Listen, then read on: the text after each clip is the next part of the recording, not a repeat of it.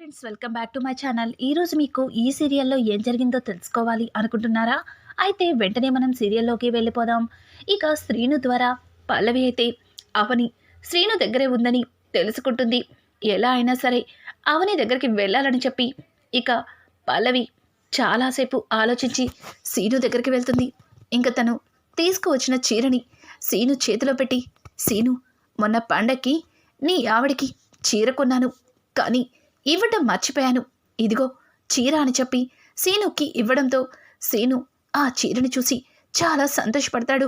ఏంటి ఇంకా ఇక్కడే ఉన్నావు, వెళ్ళు, త్వరగా వెళ్ళి మీ ఆవిడికి ఆ చీరనివ్వు, చాలా ఆనందపడుతుంది అని అంటూ ఉంటే, అమ్మగారు పనుంది, పని అయ్యాక వెళ్తానమ్మా అని అంటూ ఉంటే, ఏం కాదులే, రోజు చేసే పనే కదా, ముందు నువ్వు వెళ్ళు అని చెప్పి అక్కడి నుంచి సీనునైతే ఇంటికి పంపిస్తుంది.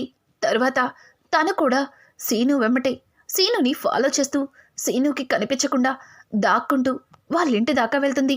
ఇక సీను అయితే కనక కనక చీర తీసుకొచ్చాను అని చెప్తుంటే, ఎవరికి, మీ అమ్మగారికా అని కనక చాలా పొగరుగా అడగడంతో ఇంకా సీను అయితే, అమ్మగారికి కాదే, నీకేనే, పల్లవమ్మగారు నీకు చీర ఇచ్చారే అని చెప్పడంతో ఇక కనక అయితే చాలా సంతోషంగా చీరని ఇప్పదీసి చూసుకుంటూ ఉంటుంది. ఇంతలో పల్లవి అవని ఎక్కడా అని గట్టిగా అడగడంతో ఇద్దరు కూడా ఒక్కసారిగా షాక్ అయిపోతారు. ఇక సీను, ఏంటమ్మా అవని అమ్మగారు ఇక్కడెందుకుంటారు అని అంటుంటే, ఏ సీను, నేను అంతా విన్నాను, మర్యాదగా చెప్పండి, ఆ అవని ఎక్కడ ఉంది అని చెప్పి ఇల్లంతా వెతికేస్తుంది. ఇక సీను అయితే, అమ్మగారు మీరు పొరపాటు పడుతున్నారు, అవని అమ్మగారు ఇక్కడ లేరు అని చెప్పడంతో ఒక్కసారిగా పల్లవి సీను చెంప పగల కొడుతుంది. ఇక అలాగే అక్కడే ఉన్న కనక కూడా, ఏంటమ్మా లేరని చెప్తుంటే అర్థం కావట్లేదా, మా ఆయన్ని కొడతారేంటి అని అంటుంటే, అయితే నిన్ను కూడా కొట్టాలా అని చెప్పి పిలిచిక కనకని కూడా లాగొక్కటిస్తుంది. కనక చాలా కోపంగా పల్లవి వైపు చూస్తుంటే, పల్లవి చెప్తారా చెప్పరా అని గట్టిగా వాళ్ళిద్దరిని అరవడంతో ఇక కనక భయపడుతూ, అమ్మా నా మీదొట్టు, ఇప్పుడే ఆవిడ సామాన్లు సర్దుకుని ఇక్కడి నుంచి వెళ్ళిపోయింది, కావాలంటే ఇల్లంతా చూసుకోండి, మా ఆయన మీదొట్టు అని చెప్పి పల్లవిని నమ్మిస్తుంది. ఇక కనక అయితే, చూడు, అది కనుక ఇక్కడికి వస్తే ముందుగా నాకే ఇన్ఫామ్ చేయాలి, అలా కాకుండా మీరు దాన్ని దాచిపెడితే ఊరుకునేదే లేదు అని చెప్పి పల్లవి అయితే ఇద్దరికి వార్నింగ్ ఇచ్చి బయటికి వెళ్తుంది. ఇక సీను చాలా కోపంగా కనకతో, ఏంటి అవని అమ్మగారు వెళ్ళిపోయారా, ఖచ్చితంగా నువ్వే ఏదో అనుంటావు, నీ నోటి దురుస్తో అమ్మగారి మనసుని ఎంతలా బాధ పెట్టావో అమ్మగారు ఇంటి నుంచి వెళ్ళిపోయేలా చేసావు అని చెప్పి ఇక సీను కనక మీదకు వెళ్తుంది.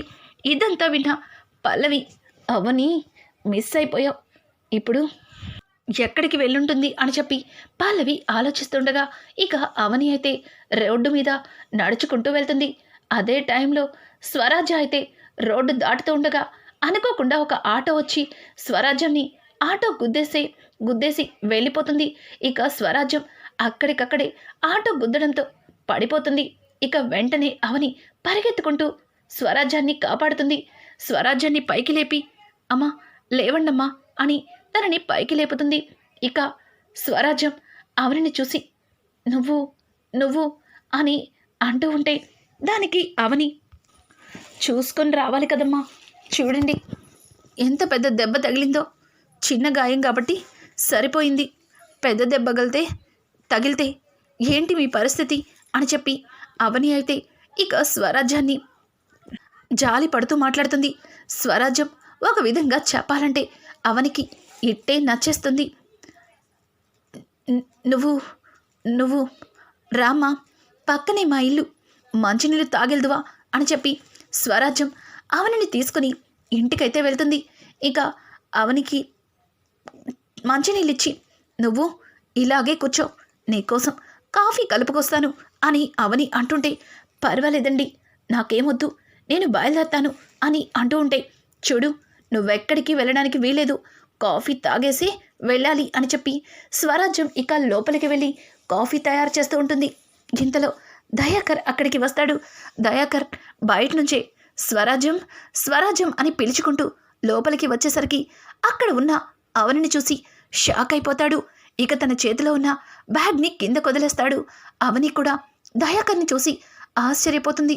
మీరు మీరు అని చెప్పి ఇక అవని అంటూ ఉంటే దయాకర్ నువ్వు నువ్వు రాజేంద్ర ప్రసాద్ పెద్ద కొడలివి కదా, అంటే అక్షయ్ బాబు భార్యవే కదా అని చెప్పి ఇంకా దయాకర్ అయితే అవనిని అడగడంతో అవని అవును నేనే, మీరు మీరు మావయ్య గారి స్నేహితులు, ఆ రోజు ఆయన పుట్టినరోజు నాడు మీరు కూడా అక్కడికి వచ్చారు అని చెప్పి ఇక అవని అయితే దయాకర్ని అడుగుతుంది.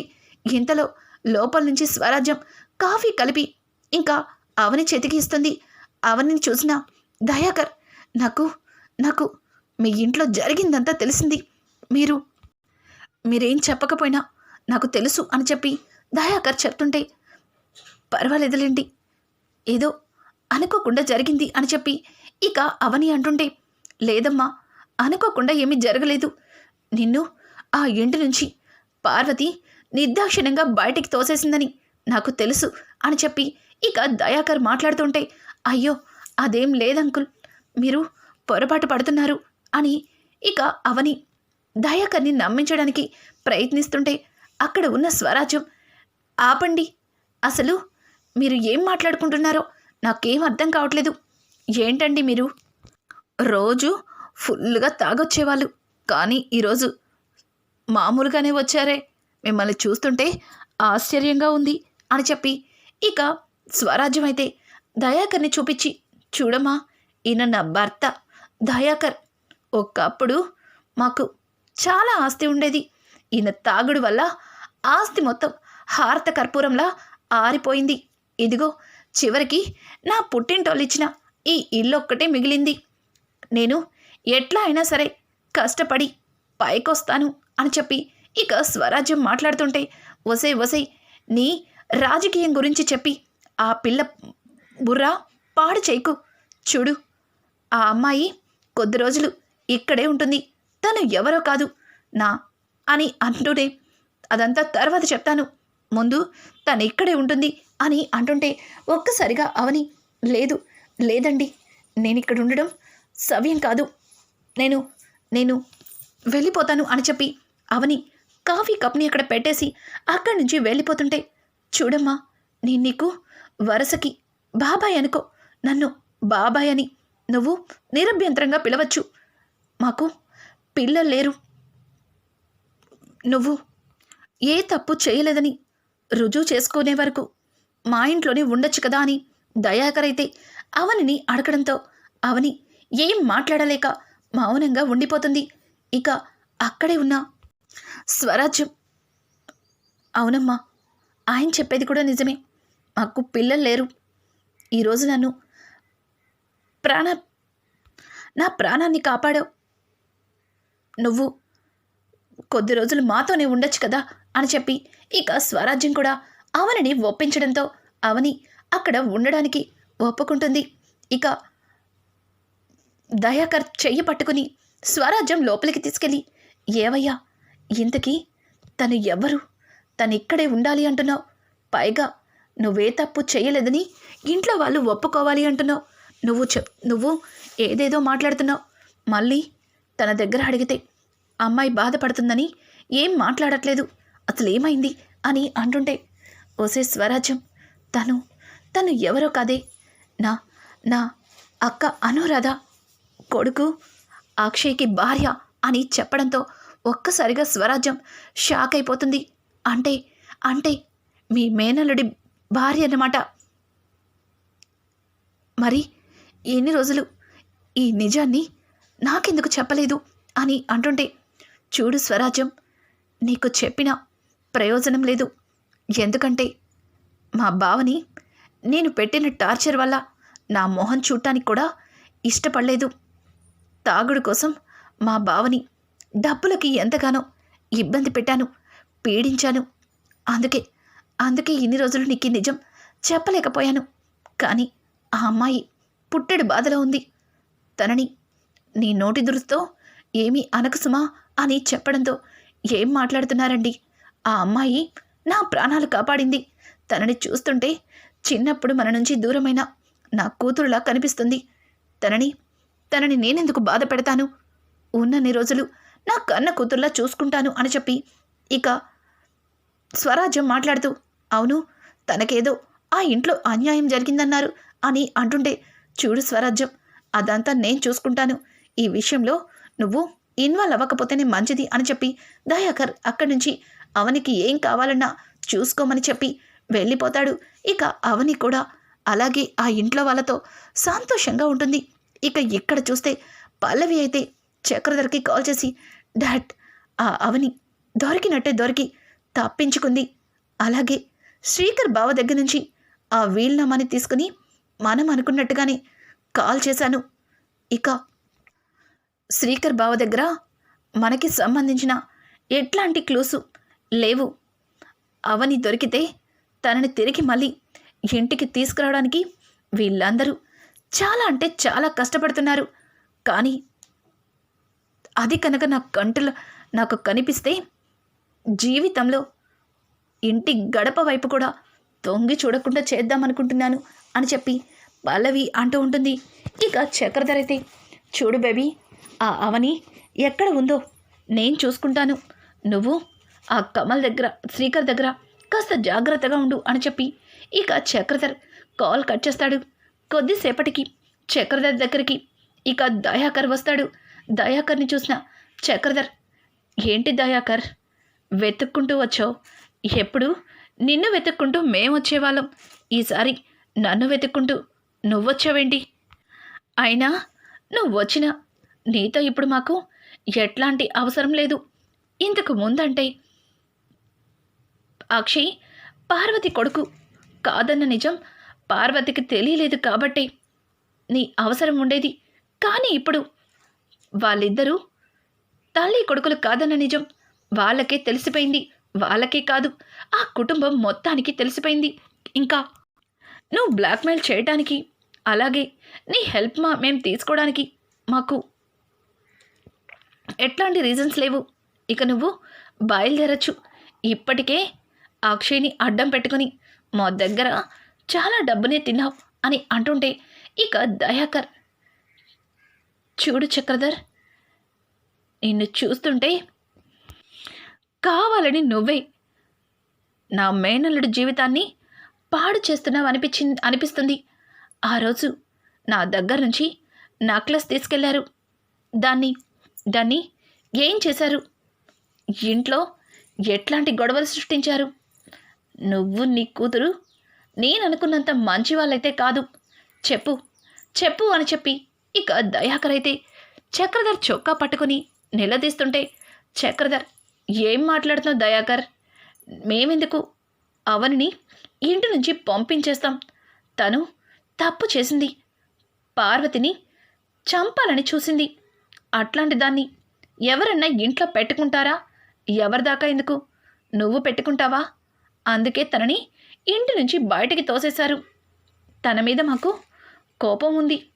అలా అని తనని ఇంటి నుంచి పంపించేంత ద్వేషమైతే మాకు లేదు. చూడు, నువ్వు ఏదో పొరపాటు పడుతున్నావు. బయలుదేరు అని చెప్పి చక్రధర్ అయితే ఇంకా చక్రధర్ మాటలకి దయాకర్ చాలా ఆవేశంగా ఇంటికైతే వస్తాడు. అక్కడ రాజేంద్ర దయాకర్ని చూస్తాడు. దయాకర్ని చూసి రాజేంద్ర షాక్ అయిపోతాడు. దయాకర్, ఏంటి మళ్ళీ వచ్చావు? నీకొక్కసారి చెప్తే అర్థం కదా, అయినా నీకు కాస్తైనా బుద్ధుందా అని చెప్పి ఇక రాజేంద్ర మాట్లాడుతుంటే, బావా, నేను డబ్బుల కోసం రాలేదు, నీతో మాట్లాడడానికి వచ్చాను. నేను విన్నదంతా నిజమా? నా మేనల్లుడి భార్య తప్పు చేసిందని ఇంటి నుంచి పంపించేశారా అని చెప్పి దయాకర్ ఇక రాజేంద్రని అడగడంతో, రాజేంద్ర, ఏంటి ఎలాగో ఆ నిజం తెలిసిపోయిందని ఇప్పుడు ఒక్కసారిగా వాళ్ళ మీద అంత ప్రేమని చూపిస్తున్నావు అని చెప్పి రాజేంద్ర మాట్లాడుతుంటే, బావా, డబ్బు కోసం మందుకి ఇబ్బంది పడి ఏదో నిన్ను బెదిరించాను. అంత మాత్రాన నా అక్క కొడుకంటే ప్రేమ లేక కాదు, వాడి మీద నీకు చెప్పలేనంత ప్రేమ ఉంది. ఆ రోజు పుట్టినరోజు నాడు కేవలం వాడిని చూడటానికే వచ్చాను.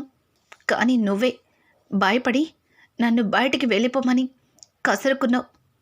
అవకాశం దొరికిందని నేను కూడా నిన్ను డబ్బులు అడిగి ఇబ్బంది పెట్టాను. కానీ మహాలక్ష్మి లాంటి నా మేనల్లుడి భార్యని అలా ఎలా పంపించేస్తారు అని చెప్పి ఇక రాజేంద్రని దయాకర్ నిలదీస్తుంటే, దయాకర్ మాటలకి రాజేంద్ర ఏం చెప్పమంటావు, పరిస్థితులు ఆ రకంగా చేయవలసి వచ్చాయి. ఇప్పుడు నా చేతిలో ఏమీ లేదు అని చెప్పి ఇక రాజేంద్ర అక్కడి నుంచి లోపలికి వచ్చేస్తాడు. దయాకర్, బావా నువ్వే అలా అంటే మరి ఇంటి నుంచి వెళ్ళిపోయేటప్పుడు తనొక అనాథన్న సంగతి మర్చిపోయారా? తను ఎక్కడుంటుందో మీరు ఆలోచించారా అని దయాకర్ అడుగుతుంటే, చూడు దయాకర్, ఇప్పుడు నువ్వు అడిగే ప్రశ్నలకి నా దగ్గర ఎట్లాంటి జవాబు లేదు. దయచేసి ఇక్కడి నుంచి వెళ్ళిపో అని చెప్పి రాజేంద్ర లోపలికి వచ్చేస్తాడు. ఇక ఇంతలో పల్లవి అయితే గార్డెన్లో మాట్లాడుతూ ఉంటుంది. చక్రధర్ పల్లవికి కాల్ చేసి దయాకర్ వచ్చాడని, అలాగే దయాకర్ తనతో మాట్లాడిందంతా చెప్పాడని చెప్పడంతో ఇంకా పల్లవి అయితే, డాడ్ ఈరోజు ఆ అవనిని పట్టుకొని ఎట్లా అయినా సరే దాన్ని ఈ భూమి మీదే లేకుండా చెయ్యాలనుకున్నాను. ఇక జీవితంలో దాని అడ్డు మనకి లేకుండా చేద్దామనుకునే లోపే అది తప్పించుకొని అక్కడి నుంచి వెళ్ళిపోయింది. ఇప్పుడు దాన్ని పట్టుకోవాలి.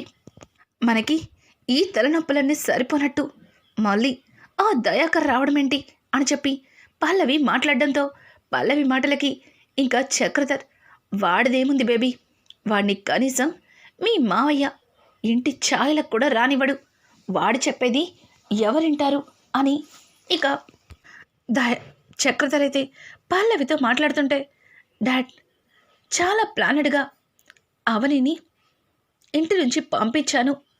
వీళ్ళమ్మని మార్చి తను తప్పు చేసిందని అత్తయ్యని పూర్తిగా నమ్మేలా చేశాను. ఇక నిజం ఎక్కడ బయట పెడుతుందా అని అత్తయ్యని అవని అక్కే మెట్ల మీద నుంచి తోసినట్టుగా నమ్మించాను. ఇప్పుడు తిరిగి మళ్ళీ అవనిని ఇంటికి తీసుకురావడానికి అంత కష్టపడి పంపించిన పల్లవిని ఏ తప్పు చేయలేదని ప్రూవ్ చేసి తిరిగి మళ్ళీ ఇంటికి తీసుకురావడానికి కమల్ బావ చాలా ప్రయత్నిస్తున్నాడు. నేనుండగా అది జరగదని కమల్ బావకి అర్థం కావట్లేదు అని చెప్పి ఇంకా పల్లవి అయితే కమల్ గురించి శ్రీకర్ గురించి మాట్లాడుతూ అవనిని తనే బయటికి తోసేసిందన్న నిజాన్ని చక్రధర్ దగ్గర బయట పెడుతుంది. ఇదంతా తెలియక దయాకర్ జరిగిందంతా వినేసి చాలా ఆవేశంగా లోపలికి వెళ్తాడు.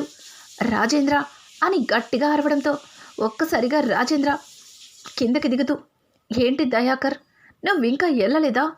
నువ్వు మంచిగా మాట్లాడితే అవని గురించి అడిగితే నువ్వు మారిపోయావనుకున్నాను. కానీ వెళ్ళిన వాడివి మళ్ళీ వెనక్కొచ్చావంటే ఏ ఉద్దేశంతో వచ్చావు? ఖచ్చితంగా నువ్వు మళ్ళీ డబ్బు కోసమే వచ్చావనుకుంటా అని అంటుంటే, లేదు బావా లేదు, ప్రతిసారి డబ్బు కోసం వస్తానని నువ్వు పొరపాటు పడుతున్నావు. ఈసారి నిజం తెలుసుకుని వచ్చాను. నా మేనల్లుడి భార్యని ఇంటి నుంచి బయటికి పంపించేశారు. అన్యాయంగా దేవత లాంటి అవని మీద నిందలు వేశారు అని అంటుంటే, ఇంతలో పార్వతి, చూడు, ఒకప్పుడు అక్షయ్ నా కన్న కొడుకు కాదన్న నిజం ఎక్కడ బయట పెడతావేమో అని నీ దగ్గర భయపడవలసి వచ్చేది. కానీ ఇప్పుడు ఆ నిజం అక్షయ్కి తెలిసిపోయింది. ఇప్పుడు నీ మేనల్లుడి దగ్గర మార్కులు కొట్టడానికి నువ్వు తన మీద ఎనలేని ప్రేమ చూపించడానికే వచ్చావని అర్థమవుతుందని పార్వతి మాట్లాడుతుంటే, చూడక్క, మా అక్క స్థానంలో ఉన్నావు. నువ్వు కూడా నా తోడబుట్టిన అక్కవి కాకపోయినా అక్కే అనుకున్నాను. చాలా మంచిదానివి అనుకున్నాను.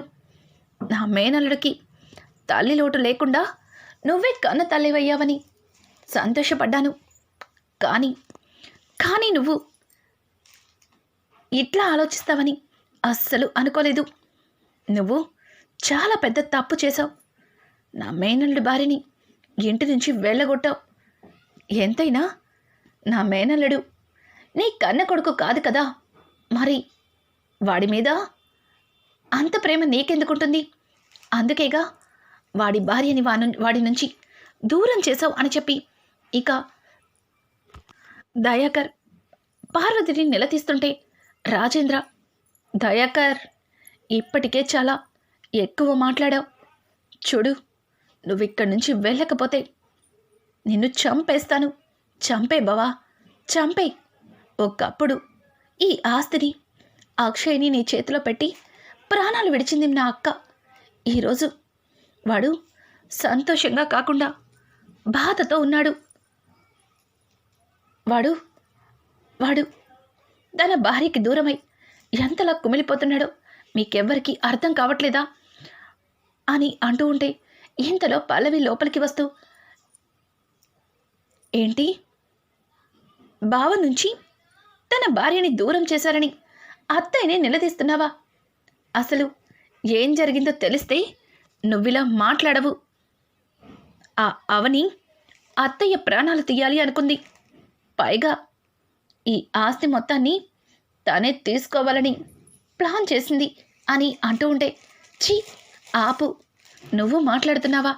అది కూడా దేవతలాంటి అవని గురించి. నువ్వు చేసినవన్నీ బయట పెట్టే వెళ్ళాలని వెళ్ళిన వాణ్ణి వెనక్కొచ్చాను. బావా, మీరు ఇంట్లో ఇట్లాంటి రాక్షసిని పెట్టుకొని దేవతలాంటి అమ్మాయిని బయటికి గెంటేశారు. అసలు ఏం జరిగిందో తెలుసా అని చెప్పి ఇక దయాకర్ అయితే వాళ్ళతో చక్రధర్ పల్లవి మాట్లాడిన ప్రతి మాటని చెప్తాడు. అలాగే వాళ్ళు ఆ రోజు హారం తీసుకున్నది, ఆ హారాన్ని ఏం చేశారన్నది జరిగిందంతా కూడా ఇక దయాకర్ పార్వతికి అలాగే రాజేంద్రకి చెప్పడంతో రాజేంద్ర చాలా కోపంగా పల్లవి చెంప చల్లు మనిపిస్తాడు.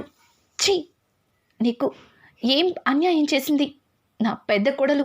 నిన్ను తన తోబుట్టులా చూసుకుంది, కానీ నువ్వు తన వెనక నుంచి ఇంత కుట్ర చేస్తావా? అసలు నువ్వు మనిషివేనా అని చెప్పి రాజేంద్ర ఇంకా పల్లవి చెంప పగల కొడతాడు. అనుకోకుండా చక్రధర్ అయితే అవనితో ఇంటికి వస్తాడు. అవనిని తీసుకొచ్చిన చక్రధర్ని చూసి ఇంట్లో అందరూ షాక్ అయిపోతారు. ఇక రాజేంద్ర చక్రధర్ని, అదేంటి, ఇక్కడ కూతురేమో నా కోడల్ని ఇంటి నుంచి వెళ్ళగొట్టింది, కానీ తండ్రేంటి దగ్గరుండి మరీ నా కోడల్ని ఇంటికి తీసుకొచ్చాడు అని అంటూ ఉంటే ఇక జరిగిందంతా కూడా దయాకర్ చెప్పటం మొదలు పెడతాడు. రానున్న ఎపిసోడ్స్లో చక్రధర్ పల్లవి అవనిని ఎందుకు తీసుకొచ్చాడనే నిజం దయాకర్ బయట పెట్టడంతో ఇక పల్లవి అలాగే చక్రధర్లకి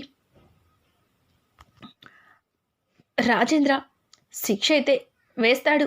ఇక రానున్న మరిన్ని ఎపిసోడ్స్ కావాలి అనుకుంటే మా ఛానల్ని సబ్స్క్రైబ్ చేసుకోవడం మాత్రం మర్చిపోకండి. Thanks for watching.